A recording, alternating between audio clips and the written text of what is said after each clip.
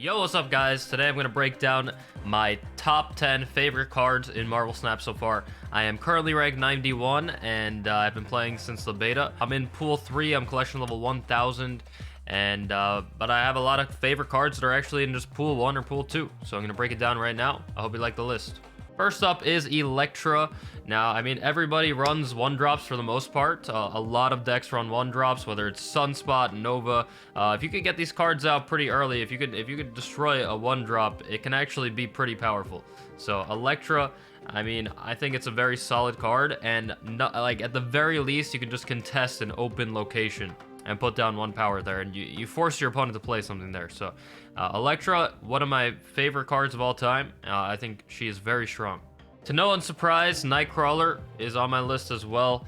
Just a very flexible card, and can just honestly just take locations that normally people can't take, like Sanctum Sanctorum, for example. The potential this card has in situations is pretty crazy, and that's just without even a buff on it. Very good card, another base card here.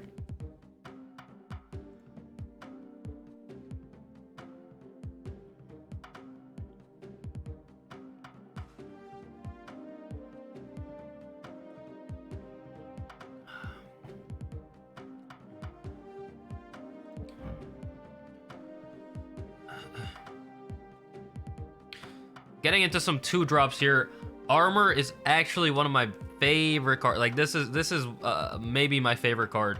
It's such a good disruption card. You can use it as a defensive tool or an offensive tool, really, because if you have a very big minion or just something that you want to protect, you can protect it with armor. And then if you're trying to disrupt your opponent, if they're playing Carnage Nova, if they're playing a deck that wants to destroy their own stuff, then you can disrupt it with armor. There's many times that this card just wins games on its own, because you stop your opponent. They put down like Bucky Barnes, they put down Hood, and you just stop it from going off. And it's yeah, at the worst case scenario, it's just a 2 energy 3 power card, which is still pretty solid. Next up is Sentinel. I think this card is very, very good. It doesn't do anything flashy, but basically it allows you to play on curve most of the time. So you'll basically like always have something to play, and 2 energy for 3 power is still decent. It's just that's like the average. It's a normal kind of card. This card is a lot of value in 1 card, and this is totally a recommended card in a lot of decks, I would say. And it's another base card. And the animation looks kind of cool too.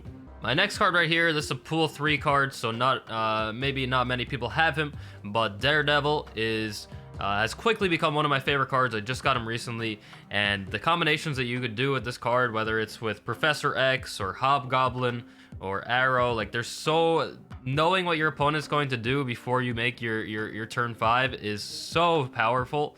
And I mean, look at how adorable this card is, especially this variant right here.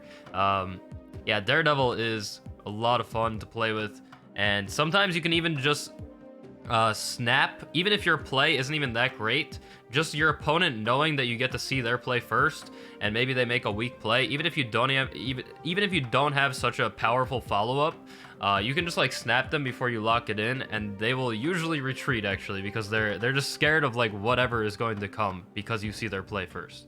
So I think this is a very fun card.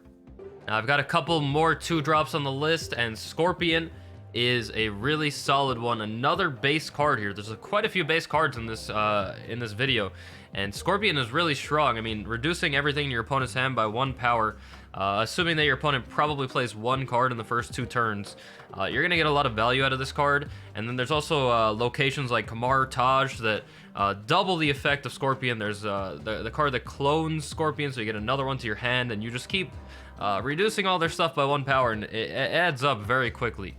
I think this is one of the most solid 2-drops in the game. And the last 2-cost card that I have on this list is Lizard.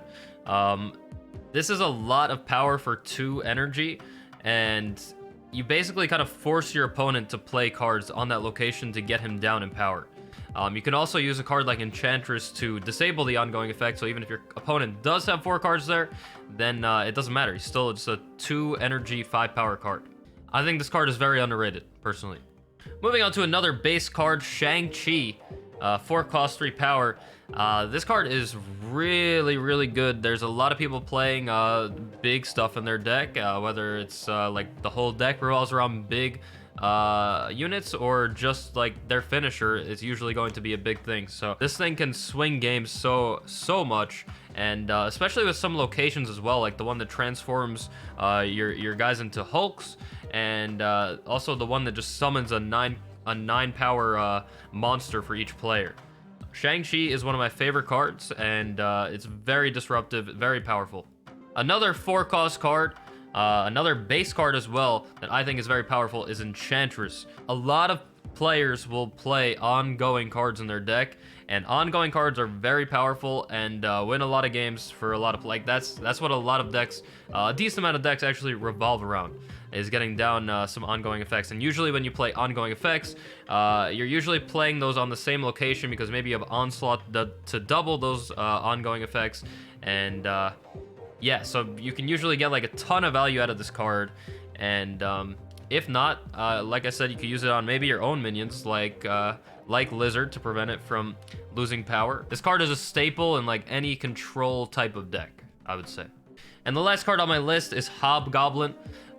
This card is super fun to play.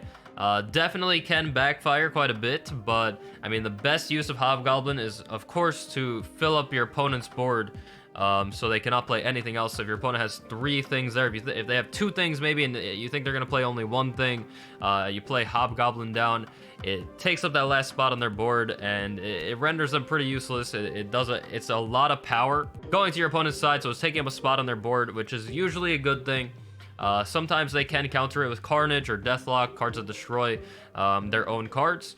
But if you play it right, this card is very strong, and maybe you have to get a little lucky too. But also there are some locations that work really well with him, like the locations that give minus power to cards that you play there. So this actually gets, it actually just grows stronger with that.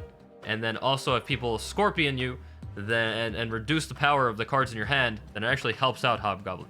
So there are also some locations that make him worse, but that's with any card. I think this card is very strong. It's won me a lot of games, and it's just so fun to play.